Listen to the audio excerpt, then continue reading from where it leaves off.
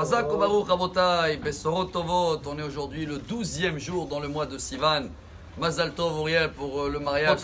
Besorot Tovot, jour dans le mois de Sivan. C'est la meilleure paracha ici, en tous les cas en Israël aussi, pour se marier. Le mariage, si Dieu veut, on est dans le 7e jour aujourd'hui. C'est la meilleure paracha. C'est le dernier jour, le 12, où dans l'époque du temple, Beth Amikdash, ça s'appelait Yemé Milouim.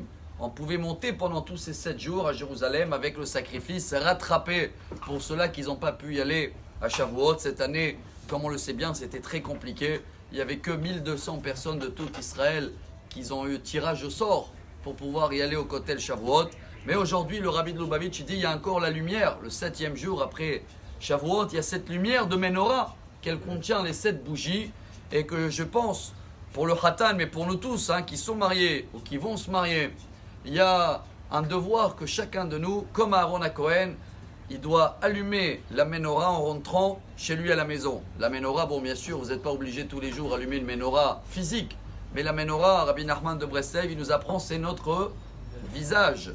Il y a les 7 trous qu'on a dans le visage, que les 2 des yeux nous permettent de voir, les oreilles écouter, les narines respirer, la bouche parler. Vous avez bien remarqué qu'en ce moment, cette lumière, ces 7 kanim en hébreu, se dévoilent que à la maison. Parce que dans la rue, il y en a qui sont cachés. La bouche, c'est caché, on est obligé de porter une masque. Le nez aussi, on avait vu que le nez représente tout ce qui est colère, on doit calculer. Et la bouche, on doit également calculer tout ce qui sort. Mais je pense qu'il y a un grand message aussi à la fin de la paracha pour notre vie de couple, chers amis. Et surtout pour Uriel aussi qui va se marier ce soir.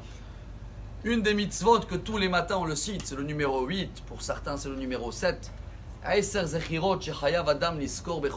Rambam, le Maïmonide, il amène que c'est un devoir tous les jours de se rappeler des 10 choses à se rappeler. Mitzvat, Egel, Mahamad Arsinaï. Le 7 ou le 8, c'est ce qui s'est passé avec Myriam. C'est dans la fin de la paracha. Vous savez tous que Myriam, elle a parlé sur, je dis ça avec mes mots, le couple de Moshe Rabbeinu. Peu importe, c'était pour son bien, c'était devant lui, il n'y avait que Aaron qui l'écoutait. Mais le résultat, la paracha se termine avec la lèpre une semaine. Bon, bien sûr, Moshe il a prié, Elnar et Fanala, elle a été guérie. Un grand message pour nous, chers amis. Un couple qui veut vivre heureux, c'est pour ça que quand on fait le Sheva Brachot dans la Choupa, on va citer les bénédictions qu'ils ont reçues Adam et Chava. Je crois qu'en français on dit Adam et Ève. Pourquoi on cite ces bénédictions-là et pas les bénédictions de Abraham et Sarah? Parce que Adam et Ève étaient le seul couple au monde. Donc ils vivaient leur vie sans comparer, sans parler de n'importe qui. Le vrai secret de Shalom Bayit, jamais comparer. Dès qu'on rentre à une histoire ou une image ou un exemple d'un autre couple dans notre vie, hop, voilà ce qu'on doit se rappeler tous les jours, que Myriam nous rappelle, chers amis, même que l'autre couple, c'est Moshe Rabbeinu, il est exemplaire. On vit notre vie avec le Shalom Bayit, on répare entre nous ce qu'on doit faire.